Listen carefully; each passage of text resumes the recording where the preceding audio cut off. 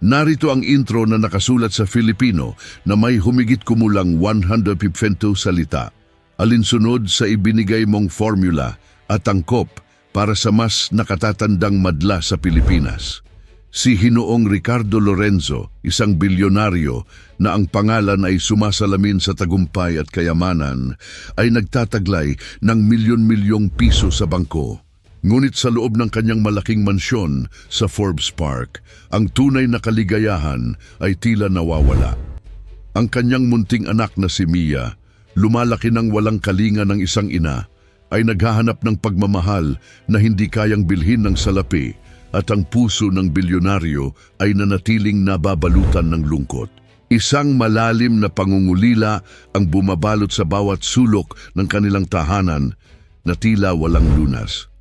Ngunit sa gitna ng magulong buhay, sa isang abalang kalye, isang simpleng babaeng nagngangalang Elena na ang bawat araw ay puno ng pagsubok upang itaguyod ang kanyang pamilya sa maliit na kita ang naghulog ng isang maliit na sobre. Ang sobreng iyon na naglalaman ng kanyang resume at isang taus-pusong sulat mula sa kanyang kapatid, ang aksidenteng napulot ng bilyonaryo. Isang simpleng liham, ngunit ito ang magiging susi upang mabuksan ang matigas na puso ng isang mayamang lalaki. Hindi niya hinanap ang yaman, ngunit ang puso niya ang naaalagaan. Sa isang maliit na apartment sa gitna ng magulo, ngunit puno ng buhay na syudad, doon nakatira si Elena. 25 taong gulang pa lamang siya, ngunit pakiramdam niya'y kasing tanda na siya ng mga pasanin sa kanyang balikat. Bawat umaga, habang unti-unting sumisikat ang araw, at naririnig niya ang ingay ng mga nagtitinda ng taho at pandesal sa labas. Bumabangon siya, may bahid ng pagod sa kanyang mga mata, ngunit may matinding pagnanais pa ring lumaban. Ang kanilang apartment, siksik man sa kagamitan at alaala, ay puno ng pagmamahalan. Ngunit sa totoo lang, mas marami ang espasyo para sa mga alalahanin. Naaalala niya ang bawat araw na papalapit ang takdang araw ng upa, na minsan ay umaabot sa 8,000 piso. Hindi biro ang halagang iyon, at bawat sentimo ay mahalaga. Bawat sentimo ay pinagpapawisan niya ng husto. Ang gamot ng kanyang nakababatang kapatid, si Lily, na may sakit sa puso, yun ang kanyang pinakamalaking pag-aalala, isang bigat na dinadala niya sa puso. Regular itong kailangan, at ang presyo ay hindi biro. Madalas ay umaabot sa 1,000.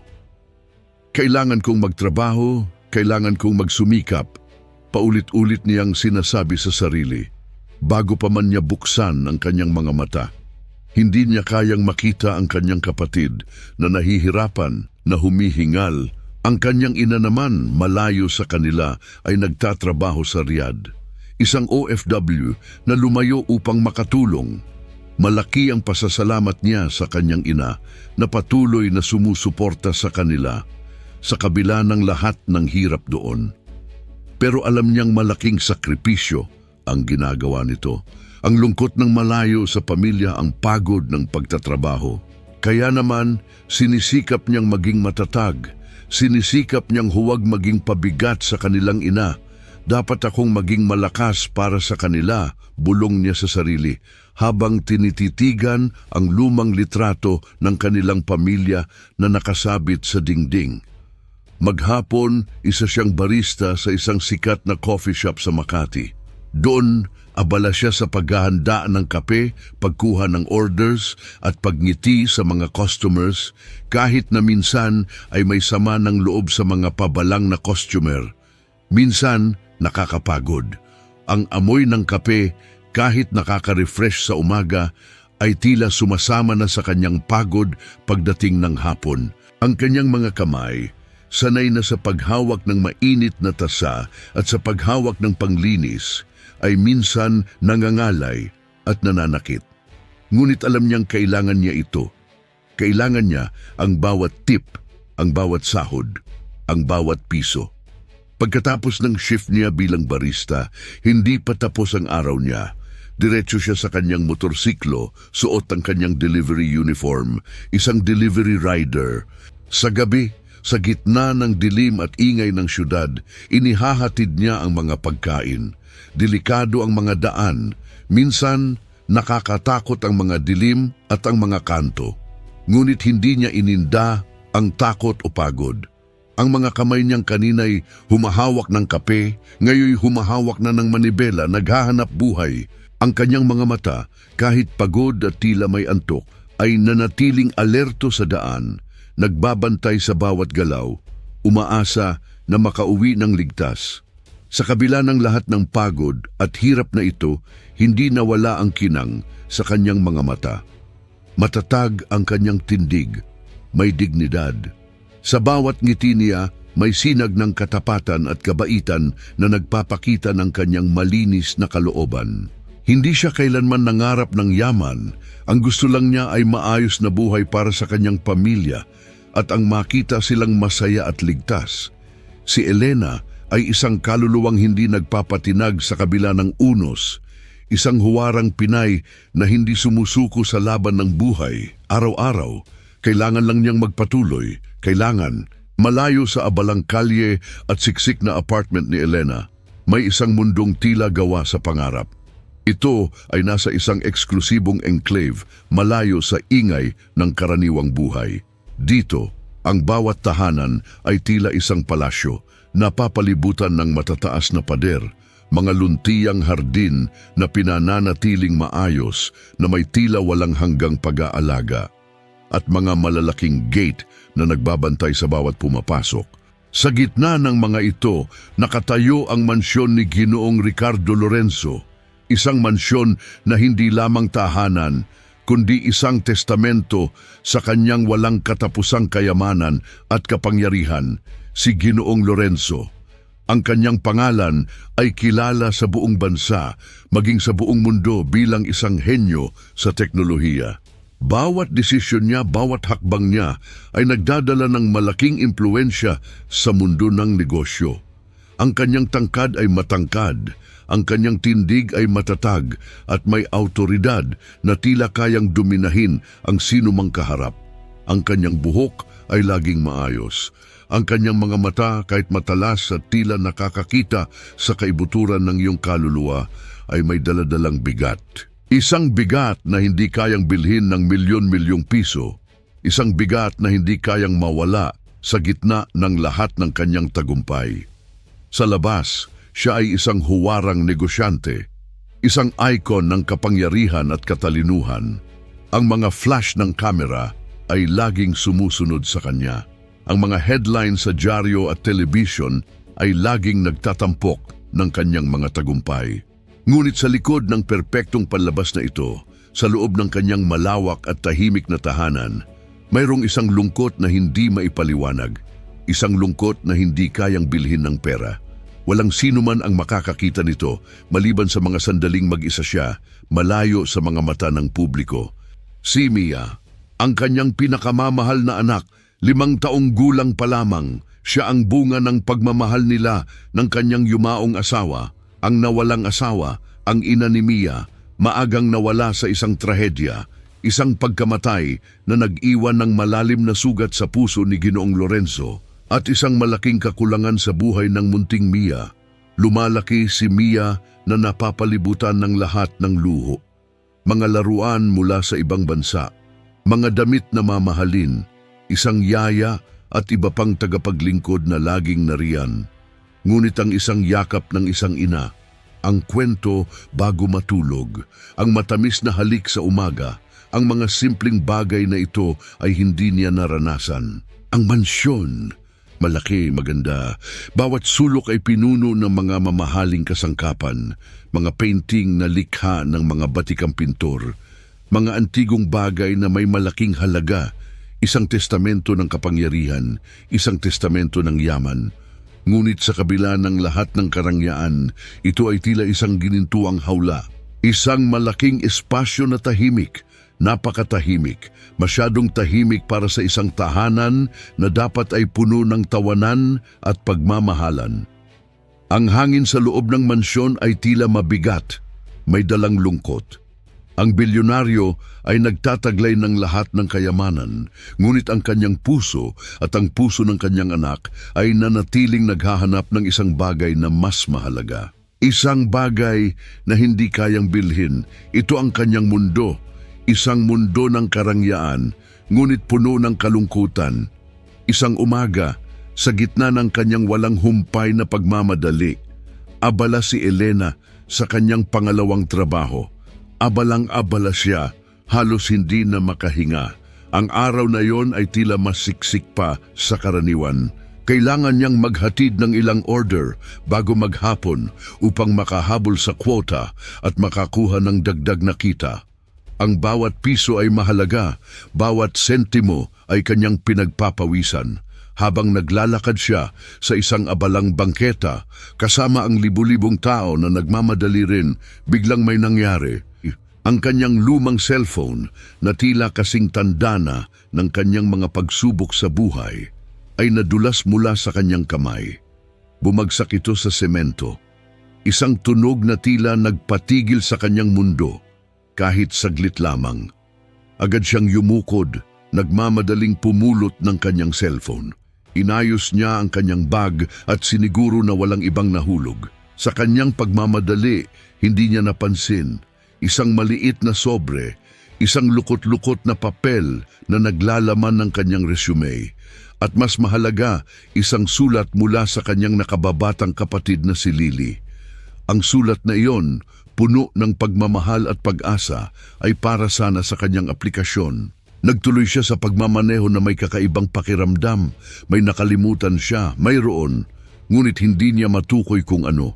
Samantala, sa parehong bangketa, dumaan ang isang itim na luxury car.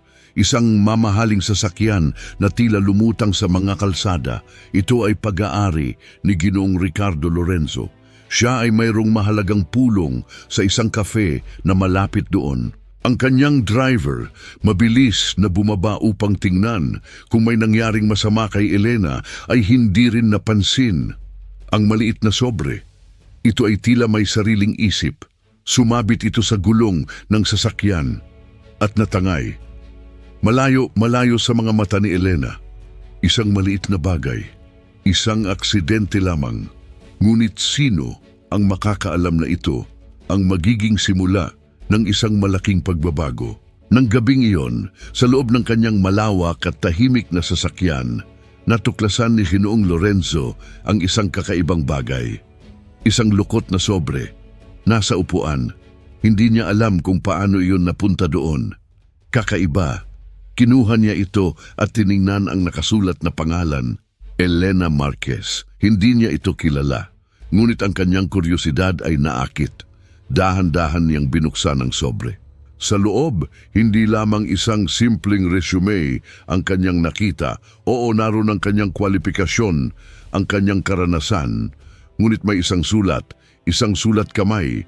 Hindi ito formal, hindi ito pambisnes. Ito ay mula kay Lily, ang kapatid ni Elena. Puno ito ng mga salita ng pagmamahal, ng paghanga sa kanyang ate at ng pag-asa. Pinasalamatan ni Lily si Elena sa lahat ng kanyang sakripisyo, sa bawat hirap, sa pagtataguyod sa kanila, sa pagiging lakas ng kanilang pamilya. Binasa ito ni Ginoong Lorenzo bawat salita. Isang sulyap sa buhay ng isang taong hindi niya kilala. Isang puso na tila kasing yaman ng kanyang sariling kayamanan. Ngunit sa ibang paraan, ang sulat na iyon, ito ay hindi lamang nagbigay ng impormasyon tungkol kay Elena. Ito ay nagbigay ng isang sulyap sa kanyang kaluluwa, isang simpleng babae, isang malaking responsibilidad, isang matatag na puso. Nakaramdam si Ginoong Lorenzo ng isang kakaibang pagtataka, isang kurot sa kanyang dibdib, isang damdamin na matagal nang hindi niya naramdaman. Sino itong babaeng ito at bakit ang kanyang mga personal na dokumento ay natagpuan niya sa kanyang sasakyan? Ang sobreng iyon ay isang maling lugar at maling oras. Ngunit ito ang magbabago sa kanilang mundo. Isang hindi inaasahang kaganapan, isang himala. Isang hapon habang nag-aayos si Elena ng kanyang gamit matapos ang kanyang shift bilang delivery rider, Pagod na pagod ngunit nagagalak dahil nakamit niya ang kanyang target na kita para sa araw na iyon. Biglang tumunog ang kanyang lumang cellphone. Hindi karaniwan ang mga tawag sa oras na iyon. Ang numero ay hindi pamilyar. Isang tawag mula sa isang landline na tila galing sa isang opisina. May kaba, may pagtataka. Sino kaya ito? Magandang hapon po, si Elena Marquez po ba ito? Ang malumanay, ngunit formal na boses mula sa kabilang linya. Ako po si Atimer Fernandez, Executive Assistant ni Ginoong Ricardo Lorenzo. Mayroon po kaming inaalok na posisyon para sa inyo bilang yaya ng kanyang anak na si Mia. Nagulat si Elena. Sobrang gulat, hindi siya makapaniwala. Nanindig ang balahibo niya. Si Ginoong Lorenzo, ang bilyonaryo, ang kanyang isip ay tila nawalan ng kontrol at naglalaro ng iba't ibang senaryo. Paano nangyari ito? Wala siyang aplikasyon na isinumite sa ganoong kalaking kumpanya o sa ganoong kayamanan. Ang alok ay tila isang panaginip na nagkatotoo, isang posisyon sa isang kilalang pamilya, sa isang mansyon na tila galing sa pelikula. Ang sahod na sinabi ng assistant, 50,000 piso buwan-buwan, ay halos imposible para sa kanya. 50,000 piso. Ang halagang iyon ay kayang bayaran ang gamot ni Lily sa loob ng maraming buwan at sapat para sa upa at pang-araw-araw nilang gastusin. Isang malaking biyaya, isang himala, ngunit sa kabilang banda may agam-agam din sa kanyang puso. Bakit ako? Bakit ako ang pinili nila? Hindi ba't maraming magaling, mas may karanasan? Kailangan ko po ba talagang magtrabaho ng buong araw po? Tanong niya, medyo kinakabahan. O sige po, kailangan ko po talaga ang trabaho. Ang desisyon ay mahirap.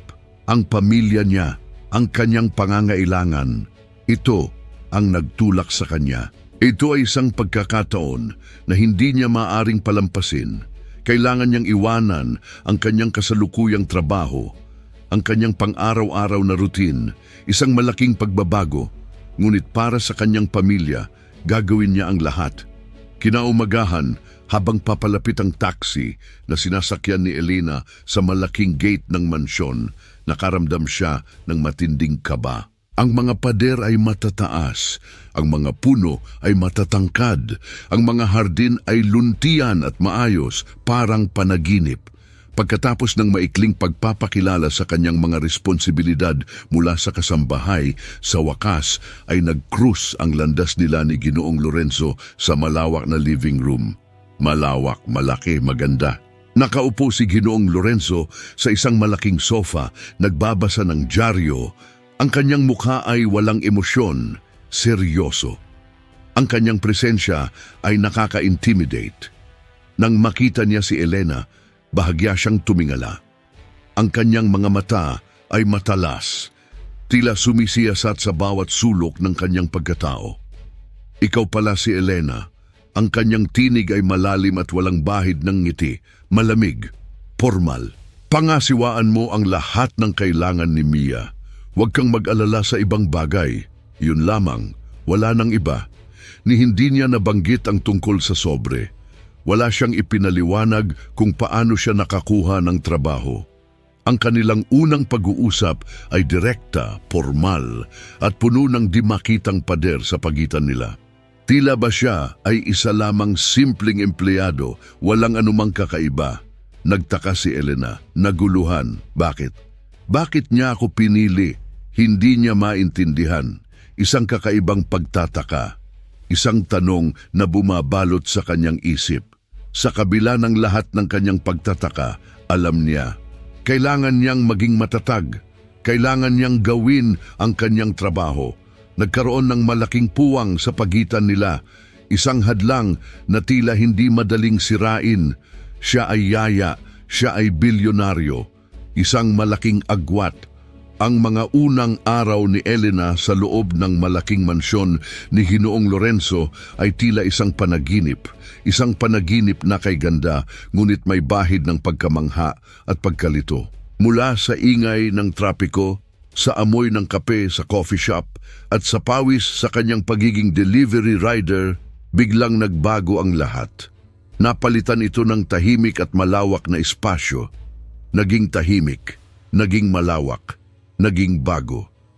Sa simula, ang bawat hakbang niya sa loob ng mansyon ay maingat. Takot siyang baka may masira, takot siyang baka may magawa siyang mali.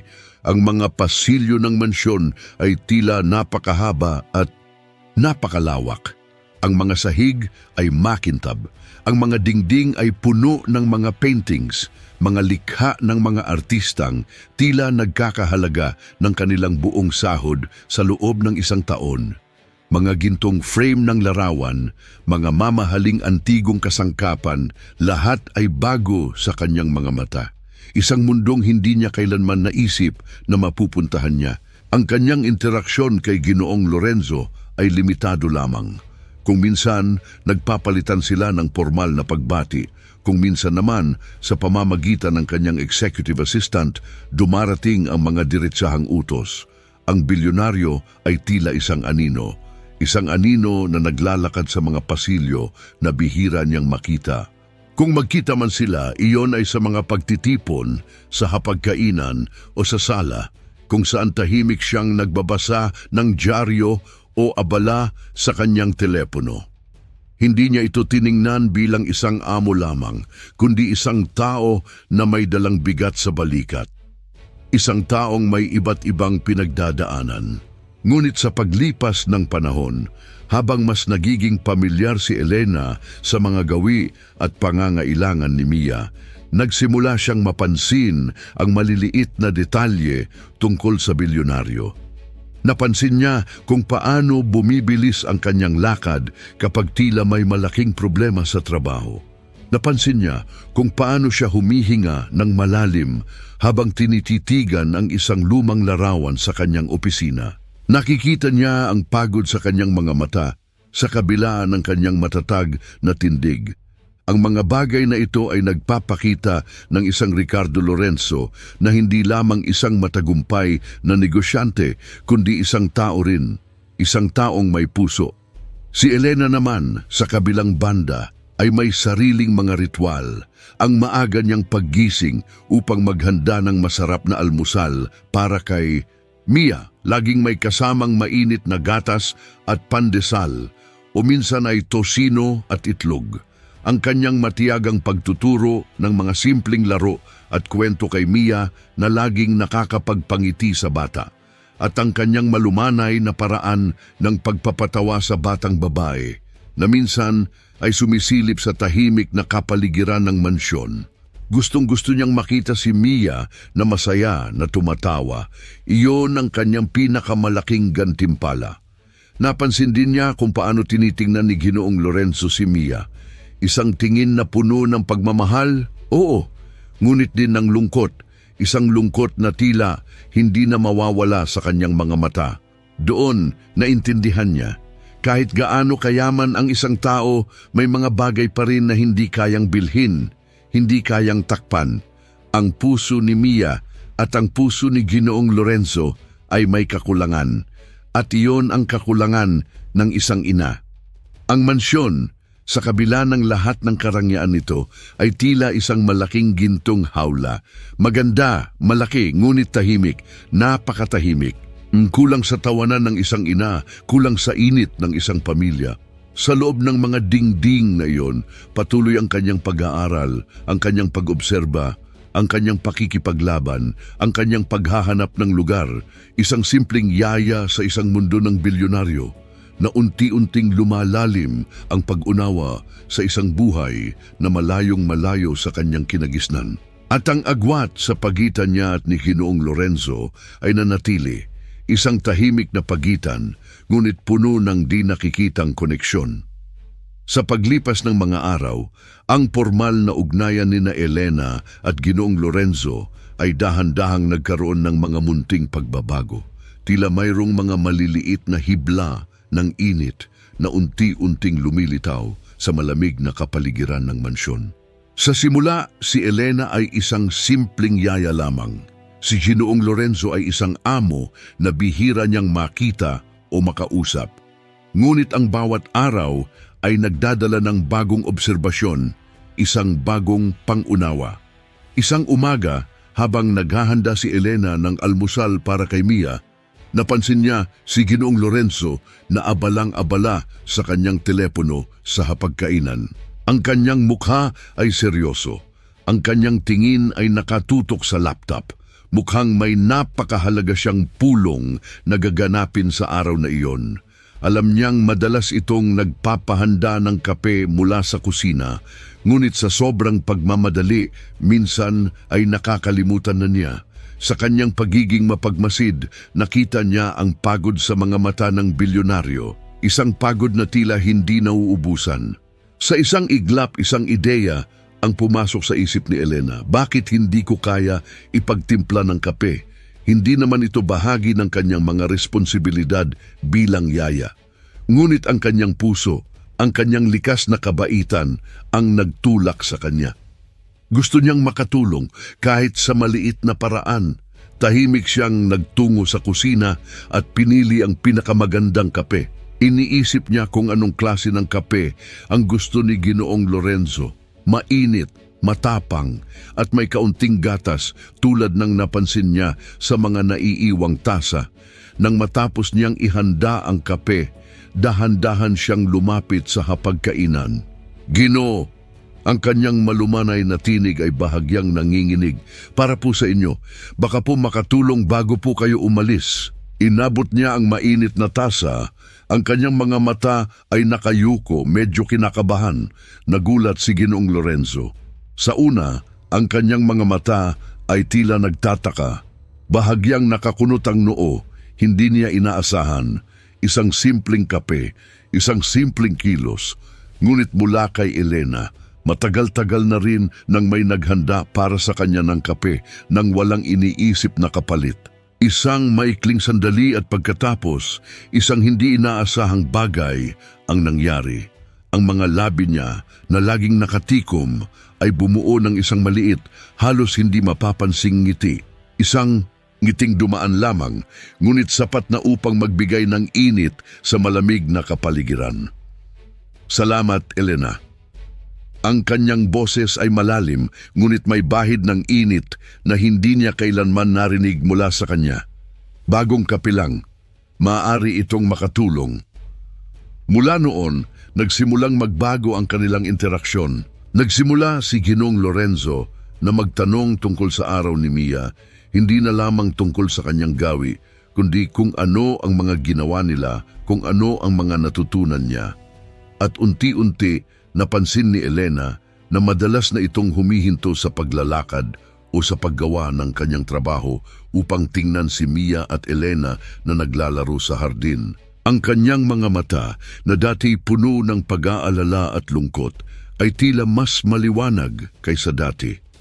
Isang hapon, habang nagtuturo si Elena kay Mia ng isang simpleng kanta ng pagkabata, "Ako ay may lobo," at nagtatawanan silang dalawa, nakita ni Elena sa gilid ng kanyang mata si Ginoong Lorenzo. Nakatayo siya sa veranda, nakasandal sa railings at pinapanood sila. Ang kanyang mga mata ay hindi na seryoso tulad ng dati. Mayroong malalim na pag-iisip, isang sulyap ng pangungulila. Ngunit mayroon ding kakaibang lambing, isang lambing na hindi karaniwan sa kanya. Ang hardin na dati tahimik ay tila nabuhayan ng sigla sa tawanan ng bata at sa kanta ni Elena. At sa tahimik na pagmasid ng isang amang unti-unting nakakakita ng liwanag. Ang mga munting kilos, ang mga munting pagbabago ay tila nagsisimulang magbukas ng isang pinto sa puso ng bilyonaryo. Hindi pa rin ito ganap na bukas, ngunit mayroon ng mga maliliit na puwang kung saan maaaring pumasok ang liwanag at init. Isang gabi, biglang nagbago ang payapa at tahimik na kapaligiran sa mansyon. Si Mia, ang munting binibini ng bahay, ay nilagnat ng matindi. Mainit ang kanyang katawan, namumula ang kanyang mukha, at ang kanyang mga mata na karaniwan ay puno ng ningning at kagalakan ay tila nalulunod sa pagod at lagnat. Nag-aalala si Elena, sobrang nag-aalala. Agad siyang kumilos at inihanda ang mga gamit na pampababa ng lagnat. Binasa niya ang tela. Inilagay sa noo ni Mia, niyakap niya ang bata at sinubukang aliwin. Ang gabi ay tila humaba ng doble. Si Elena ay hindi natulog. Buong magdamag siyang nagbantay. Bawat buntong hininga ni Mia, bawat galaw ay binabantayan niya. Ang kaba sa kanyang dibdib ay tila walang tigil. Alam niya ang pakiramdam ng magkaroon ng kapatid na may sakit, kaya mas malaki ang kanyang malasakit kay Mia. Sa kalagitnaan ng gabi, habang abala si Elena sa pagpapalit ng basang tuwalya sa noo ni Mia, may narinig siyang yabag. Si Ginoong Ricardo Lorenzo.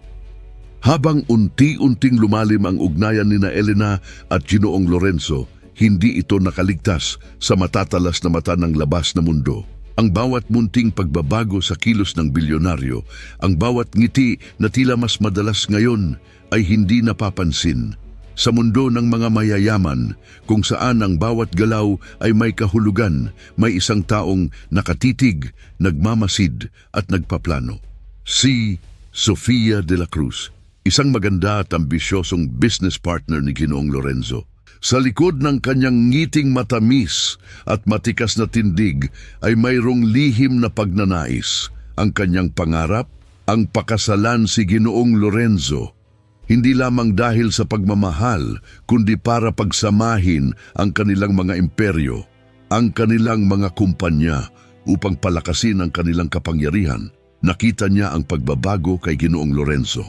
Nakita niya kung paano nagsimulang maging mas malambot ang boses nito, kung paano ito humihinto sa pagtatrabaho para lamang tingnan si Mia at Elena. Isang banta, isang malaking banta sa kanyang mga plano. Nagsimula si Sofia sa paghahasik ng duda. Minsan, sa mga business gatherings, naririnig ni Elena ang mga bulong. Ang yaya na raw ang kasama ni Ginoong Lorenzo sa mga personal na lakad. Sobra na raw ang pagiging malapit ng simpleng yaya na yon sa bilyonaryo. Ang mga bulong ay tila mga patalim na sumasaksak sa kanyang kalooban, hindi direkta, subtly. Ngunit sapat upang lumikha ng mga agam-agam. Ang mga kasambahay at driver ay nagsisimula na ring maging maingat sa kanya. Nakakaramdam siya ng matinding presyon. Ang mga tingin ng iba ay tila may iba pang sinasabi.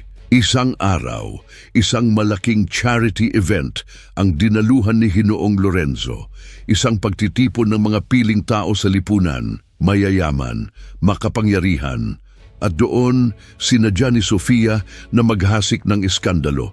Habang abala si Elena sa pag-aalaga kay Mia na kasama sa event, inutusan siya ni Sofia na kunin ang isang baso ng champagne para sa kanya. Sa gitna ng maraming tao, sinadya niyang harangin ang daan ni Elena. At pagkatapos, sa isang iglap, tila aksidenteng nabitawan niya ang kanyang bag at sinisisi si Elena na siya ang dahilan kung bakit ito nabitawan. Napakaburara mo naman, Elena. Tingnan mo, nadumihan ang aking damit dahil sa kapabayaan mo. Sigaw niya sapat lamang upang marinig ng mga nasa paligid. Nagulat si Elena. Sobrang hiya. Namula ang kanyang mukha. Gusto niyang magpaliwanag, ngunit hindi siya makapagsalita. Ang lahat ng mga mata ay nakatingin sa kanya. Nang huhusga, ang mga bulong ay nagsimula na namang lumabas. Ngunit bago pa man niya maramdaman ang lahat ng kahihiyan, isang boses ang umalingaw-ngaw. Isang boses na puno ng autoridad at galit. Sofia, ano ang nangyayari rito? Si Ginoong Lorenzo. Mabilis siyang lumapit, ang kanyang mukha ay seryoso, puno ng pagkadismaya.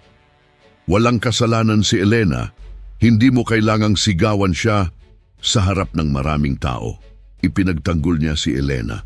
Sa harap ng lahat, nakaramdam si Elena ng kakaibang init sa kanyang dibdib. Isang pagmamahal na tila hindi na niya kayang itago. Ngunit ang insidente, ito ay lumikha ng isang malaking gulo. Kinabukasan, ang mga headlines sa tabloid ay puno ng mga kwento. Ang simpleng yaya na umagaw sa atensyon ng bilyonaryo, bagong babae sa buhay ni Ginoong Lorenzo. Ang mga artikulo ay puno ng espekulasyon, ng maling impormasyon. Ang presyon mula sa media at sa mga business associates ni Ginoong Lorenzo ay nagsimulang bumigat. Sa loob ni Elena nagsimulang magkaroon ng muling pagtataka. Ang kanyang damdamin para kay Ginoong Lorenzo ay lumalim na. Hindi lamang paghanga, kundi isang malalim na pagmamalasakit at pag-unawa. Ngunit ang agwat ng kanilang mga mundo ay tila isang malaking hadlang. Ang kanyang pamilya, ang kanyang reputasyon, at ang kanyang posisyon bilang isang yaya. Ang pagmamahalan ba nila ay sapat upang malagpasan ang lahat ng pagsubok na ito? Ang tanong na ito ay paulit-ulit na bumabalik sa kanyang isip. Liwanag at dilim, ito ang kanyang kinakaharap. Isang malaking pagsubok. Ang mga tsismis at iskandalo ay kumalat na parang apoy sa tuyong damo. Malalim ang sugat na iniwan nito. Ang presyon sa pagitan ni Elena at Ginoong Lorenzo ay lalong lumakas. Bawat araw tila may bagong kwento sa mga pahayagan at sa mga online news portal. Ang mga social media ay nag-uumpisa na rin. Mabilis na nagkakalat ng impormasyon, totoo man o hindi. Para kay Elena, ang bawat tingin, bawat bulong ay tila isang matalim na sibat na tumatama sa kanyang puso. Ang kanyang pamilya, ang kanyang mga kapatid, ang kanyang ina ay nasa ibang bansa. Ayaw niyang maging dahilan ng kanilang kahihiyan. Ayaw niyang masira ang pangalan ng kanilang pamilya. Naramdaman niya ang bigat ng mundo sa kanyang mga balikat. Hindi niya kayang protektahan ang kanyang sarili mula sa mga matutulis na salita ng mundo. Samantala, sa kabilang panig, lumakas din ang presyon kay Ginoong Lorenzo mula sa kanyang mga kapwa negosyante, mula sa board ng kanyang kumpanya. Si Sofia de la Cruz, na tila naghihintay lang ng pagkakataon, ay sinasamantala ang sitwasyon. Sa isang mahalagang board meeting kung saan tinalakay ang kinabukasan ng kanyang kumpanya, ginamit ni Sofia ang issue tungkol kay Elena. Ginoo, ang kanyang tinig ay matamis, ngunit may bahid ng panunukso. Kailangan mong gumawa ng desisyon. Ang iyong reputasyon ay nakasalalay sa kung paano mo haharapin ang isyong ito. Kailangan nating maging angkop sa iyong posisyon. Ano ang ibig sabihin nito? Kailangan niyang kalimutan si Elena. Kailangan niyang paalisin ito. Sa mga sandaling iyon, naramdaman ni Elena ang sakit, ang takot, ang pagkabigo. Hindi na niya kayang manatili, hindi na niya kayang ipagsapalaran ang reputasyon ng kanyang pamilya. Ang kanyang puso ay durog, ngunit kailangan niyang maging matatag. Kailangan kong umalis, bulong niya sa sarili, habang nakatitig sa bintana sa malaking hardin na tila naging tahanan na niya. Ang pag-uusap nila ni Ginoong Lorenzo ay puno ng sakit, puno ng pagkalito, puno ng mga hindi nasabing salita. Ginoo, kailangan ko pong umalis. Ang kanyang boses ay nanginginig, halos hindi makahinga. Para po sa pamilya ko, hindi ko po kayang makita silang nasasaktan dahil sa akin. Ang kanyang mga mata ay puno ng luha, ngunit kailangan niyang maging matatag. Hindi niya kayang ipagsapalaran ang lahat. Sa gitna ng tensyonadong board meeting, kung saan pinipilit si Ginoong Lorenzo na gumawa ng desisyon na magtatanggal kay Elena, hindi na nakapagpigil si Ginoong Lorenzo. Ang kanyang mukha ay seryoso, ang kanyang mga mata ay puno ng galit at pagkadismaya. Ngunit sa likod nito ay mayroong matinding pagnanais na ipagtanggol si Elena, ang kanyang puso, ang kanyang anak. Hindi ko pinili si Elena dahil sa kanyang resume o dahil sa kanyang ganda. Ang kanyang boses ay umalingaw-ngaw sa buong silid, puno ng emosyon na matagal niyang tinago. Nagulat ang lahat, tahimik ang buong silid. Si Sofia, nanlaki ang mga mata. Pinili ko siya dahil sa sulat na nakita ko sa aking sasakyan. Isang sulat na sinulat ng kanyang kapatid, puno ng pagmamahal at pag-asa. Ipinakita sa akin ng sulat na iyon ang puso ng isang babaeng kayang magmahal ng totoo, isang puso na kailangan ni Mia, at oo, isang puso na kailangan ko. Isang malaking pahayag iyon. Ang lahat ng mga pagtataka, ang lahat ng mga lihim, ang lahat ay nabunyag, Ang sulat na yon, ang simpleng sulat na galing kay Lily, ang naging susi. Naging dahilan, hindi lang para sa trabaho, kundi para sa isang bagong pag-asa. Sa sandaling iyon, naintindihan ng lahat. Si Elena ay hindi lamang isang simpleng yaya. Siya ay higit pa roon. Siya ang sagot sa matagal ng panalangin. Isang babae na may pusong totoo, at iyon ang pinakamahalagang kayamanan. Hindi naging madali ang naging desisyon ni Ginoong Ricardo Lorenzo. Ang pagbubunyag niya ng katotohanan sa harap ng board ng kanyang kumpanya ay nagdulot ng malaking kaguluhan. Maraming hindi sumang-ayon, maraming hindi nakaintindi. Ang ilang matagal ng business partners na inaalala ang imahe ng kumpanya at ang kanilang sariling interes ay nagpasya na umatras. Nawalan siya ng ilang mahalagang kasunduan, nabawasan ang ilang halaga sa kanyang imperyo. Isang malaking pagsubok ito, isang sakripisyo. Ngunit sa loob ng kanyang puso alam niya, ito ang tamang desisyon. Sa gitna ng lahat ng kaguluhang ito, nanatili siyang matatag. Sa wakas, malinaw na ang kanyang isip, ang kanyang puso. Higit pa sa yaman at kapangyarihan, ang kanyang pamilya ang pinakamahalaga, ang kanyang anak na si Mia at si Elena, ang babaeng nagbigay ng kulay at init sa kanilang malamig na mundo. Hindi ko kayang mawala ka, Elena. Ang kanyang boses ay malalim, puno ng sensiridad nang kausapin niya ito. Ikaw ang nagbigay buhay muli sa tahanan na ito at ikaw ang nagpagaling sa puso naming dalawa ni Mia. Patawarin mo ako kung naging mailap ako, kung naging malamig ako. Ang mga salita ni Ginoong Lorenzo ay tumagos sa puso ni Elena. Ang lahat ng pagod, ang lahat ng pagkabigo, ang lahat ng pag-aalala. Ito ay tila naglaho. Sa wakas naramdaman niya na siya ay minamahal. Siya ay pinahahalagahan. Hindi lamang bilang isang yaya, kundi bilang isang tao, isang babae. Naramdaman niya ang init ng pagmamahal. Ang kanyang puso ay tila lumulutang sa saya. Natuklasan niya na ang bilyonaryo ay hindi lamang naghahanap ng isang yaya para sa kanyang anak, kundi isang taong kayang alagaan ang kanyang puso. At ang puso ng kanyang anak, siya ang pag-asa, siya ang kagalakan. Upang markahan ang isang bagong simula at upang ipakita ang lalim ng kanyang pagmamahal, nagpasya si Ginoong Lorenzo na gumawa ng isang bagay na mas malalim pa sa kanilang dalawa. Hindi lang ito tungkol sa kanila, kundi para sa mas marami pa. Itinatag niya ang Puso Foundation, isang foundation na ang layunin ay tumulong sa mga taong tulad ni Elena, ang mga taong may pangarap ngunit walang kakayahang pinansyal, mga taong nagpupumilit ngunit may malinis na puso. Ang pundasyon ay magbibigay ng scholarship, pangkabuhayan at tulong medikal sa mga nangangailangan. Isang pagpapakita na ang kanyang pagmamahal kay Elena ay hindi lamang tungkol sa kanila, kundi pati na rin sa pagbabago ng mundo sa kanilang paligid. Ang pagmamahal ay dapat ibahagi. Ang pagmamahal ay dapat magbigay ng pag-asa. Ang kwento ni na Elena at Ginoong Lorenzo ay nagtapos sa isang simple, ngunit puno ng pagmamahal na kasalan. Hindi ito isang magarbo at ingranding selebrasyon. Sa halip, pinili nila ang isang seremonya na nagpapakita ng kanilang tunay na pagmamahalan na dinaluhan lamang ng kanilang malalapit na kaibigan at pamilya. Isang seremonya na nakasentro sa pagmamahalan. Isang seremonya na puno ng pag-asa.